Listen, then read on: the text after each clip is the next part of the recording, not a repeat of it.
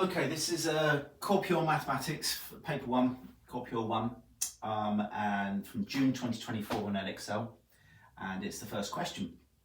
And it's just a simple polynomial one with complex roots.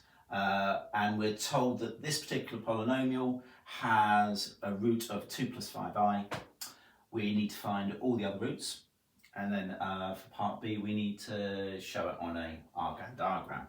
And you're going to get questions like this now where they don't have all the coefficients here, because otherwise you can just stick it in your graphic calculator and it will do the work for you. So you're going to have to do a little bit of extra work because we don't know all the coefficients here. So your first thing is obviously realising that your roots come in, if they're complex roots, they come in conjugate pairs. So if 2 plus 5i is a root, 2 minus 5i will be the other root. So 2 minus 5i is going to be another root. And I suppose the idea now is to go, right, okay, if I know these two are roots, I can kind of work out what quadratic those two will give me when I multiply them together in a kind of root polynomial, and then see what I've got left over, and then factorise that quadratic. So what I mean by that is this f of z can be written as, we know 2 plus 5i is a root, so z minus 2 plus 5i. We know 2 minus 5i is also a root, so z minus 2 minus 5i. And then we're going to have some other part that will make up f of z. And this is obviously, you can see we're going to get a z squared here, and as we've got a quartic here, we're going to get a quadratic in here. And it's really that quadratic thing that we want to know. And once we know that, we can then factorise this or solve the roots of that, and we'll have our 4 roots then. So multiplying this together, I really wouldn't go the long route of kind of like, oh, right, okay, I'll do that times that, or anything like this. Just go back to your roots of polynomials. You know this is going to end up with a quadratic, so we know we're going to have z squared here, and then you're going to have your 2 roots added together give you the coefficient of the z here, the negative coefficient of z, because we've got a single z squared here. You know, it's your old minus b over a for your roots when they add together alpha plus beta equals minus b over a, and then alpha beta is c over a.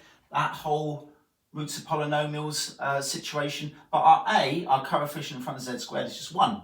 So that's quite nice. If we just add these together, 2 plus 5i and 2 minus 5i, that just gives us 4 because the 5i's cancel out. So we know it's going to be minus 4z there.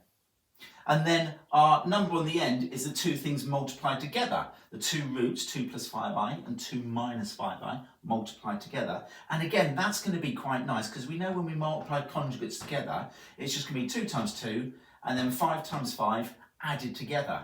Because you're obviously going to have 2 minus 5i and 2 plus 5i will cancel. And then the 2 i's multiplied to give you a negative, so that gets rid of the minus there. So it's 2 times 2, 4, 5 times 5, 25, 4 and 25, 29. There we go. That's our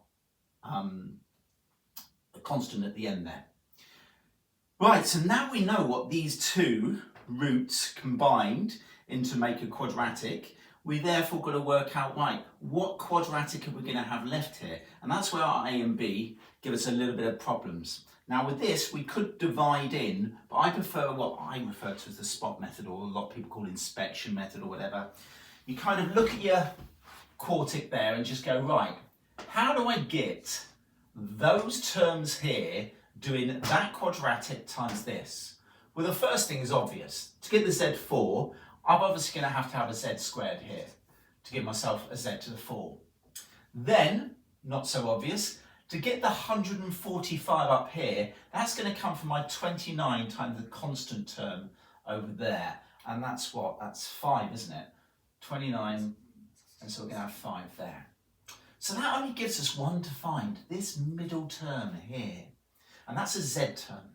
Okay, so now we come back up to here and we go, well, what can help me out here? Well, I know I've got to have minus 6z cubed over here. So I'm just going to set right over here. Minus 6z cubed is what I need. At the moment, multiplying this out, how would I get a z cubed? Well, I'd get it from minus 4z times z squared. So that's going to give me minus 4z cubes. I need minus 6z cubed. So I need another minus 2z cubes to make my minus 6 that I know I've got to have here. Well, how do I get minus 2z cubed from what I've got left? Well, isn't that going to be z squared times that missing term will give me my z cubed? So that tells me, z squared times minus 2z will give me my minus 2z cubed. And I've got now my other quadratic. So now it's just a question of, right, let's factorise away, well, probably won't factorise that, looking at it very quickly. That's going to be another complex root. And you can now reach for your complex, for your graphic calculator if you want, stick that in, solve it equal to naught and get your other roots. Let me cheat and have a look what your graphic calculator will tell you. 1 plus or minus 2i. And obviously if for whatever reason your graphic calculator blows up or whatever, you could stick it in the quadratic formula and solve it from there. So what did I say? It was 1 plus or minus 2i. So there's our 4 roots. We've got our 2 plus 5i, our 2 minus 5i, 1 plus 2i, and 1 minus 2i. Once we've worked out the roots for that quadratic. Job done. Nice 7 marks, that question. Nice starter, really, I think, for the paper. You then have to show it an Argand diagram. I mean, really, all they're really looking for is sensible placements. I would also label them. So if we think about 2 plus 5i, 2 plus 5i up there somewhere. 1 plus 2i, so have it in perspective here. I'm doing this. The 2 minus 5i is obviously going to be symmetrical. Let's do it that one first. Looks roughly symmetrical. The 1 plus 2i, well, it's going to be inside there and inside there, isn't it? And the same over this side. So as long as we're kind of there, it's not very good actually, not very happy with those, but never mind. As long as we're within reasons, then, you know, they're not given any marks for absolute beautiful accuracy at all. But I would label them, right, so that's the point 2, 5, that's the point 1, 2, that's the point 1 minus 2, and that's the point 2 minus 5. There we go.